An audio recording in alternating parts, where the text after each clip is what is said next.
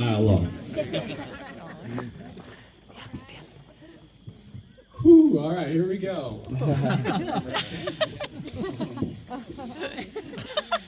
Good evening, friends and family. For those of you who don't know me, I am Ryland Lane, the proud brother of the groom. I might not have as many muscles as Connor, nor can I beat him in a wrestling match, but I definitely have a better jawline and hair.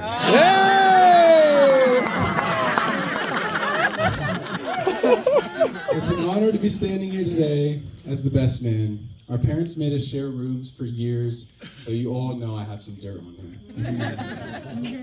Let's start with our childhood, where our battles were not fought with true fights, but with Spartan swords, Minecraft swords, wiffle ball bats, Nerf guns, and video game controllers. When I was little, Connor would make me play with a fake remote. Then I finally was player 2. Connor and his friends would gang up on me and I would stand no chance. I got so mad I threw the remote on the ground and it shattered everywhere. If there's one thing I've learned about being player 2, it's that Connor is incredibly competitive. And now I can say on record, I can literally beat him at any video game. Yeah! I'll give you MLB The Show. You can have it. Yeah. All right, here's a classic story. When we were kids, I had this foolproof method to get Connor in trouble. And anytime we'd get in a little scuffle, like usual sibling stuff, I'd start fake crying, and I was good at it too. One time, Connor barely tapped me, so I fake cried. Our dad came running in the room, saw me crying, and Connor got sent to his room and grounded. Who's got a fake controller now?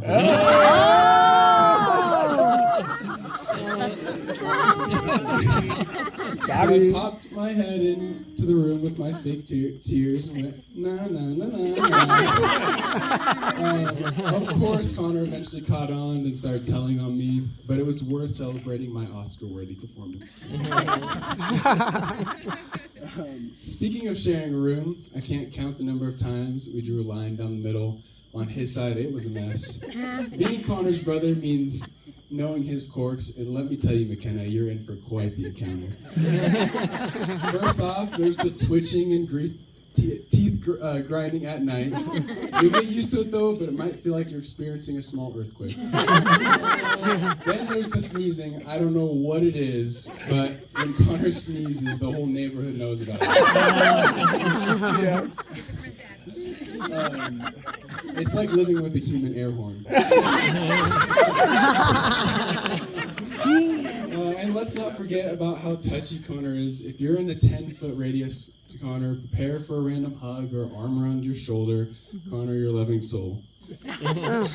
On a more serious note, I want to share a story that truly shows the kind of brother Connor is. When we were kids, we used to go to this after-school program, CMP.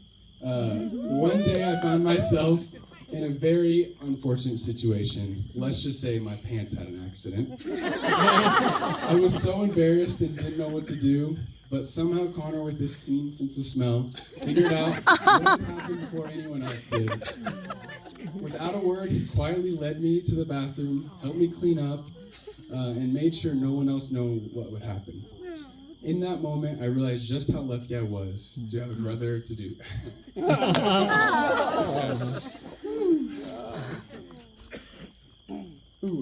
I just realized how lucky I was to have a brother who would do anything to protect me. I am so grateful to be standing here today, celebrating you and the amazing person you are. Connor, you always had my back, whether it was something small like that day after school, or in the bigger moments of life, patiently helping me with homework that I struggled with, giving me advice with girls, and keeping me grounded in my faith. Because of you and your walk with God, I have looked up to you and followed your example. During the early days of COVID, when everyone was scared, our mom said this might be the end of the world. She was sad and said, you didn't get to experience romantic love, but at least you got brotherly love.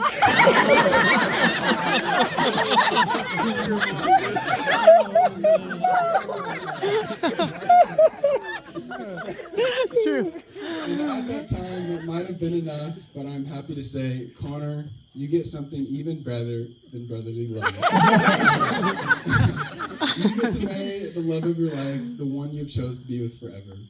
McKenna, it's been awesome to see your heart for God and how you shine Jesus' light wherever you go. You've been a great example of how to have God at the center of your relationship. I am so happy and honored to have you part of our family. Even though I'm not married yet, I would love to give some advice.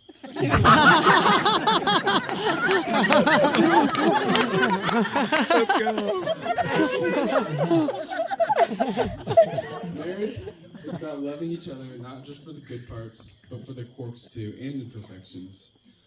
It's about finding joy in the little things, like sharing a laugh over Connor's loud sneeze, learning to sleep through his nightly twitches. And as you both start this new chapter together, remember to keep God at the center of your marriage. With God as your foundation, there's no challenge you can't overcome, no habit you can't adjust to, and no Kidogo hug. That's an inside joke from our Africa trip. All right, please raise your glasses. Yeah. Good job. So here's to Connor and McKenna. May your marriage be filled with love, laughter, and the occasional loud sneeze. May you grow together in faith, and may you always find comfort in each other's arms. Cheers. Cheers.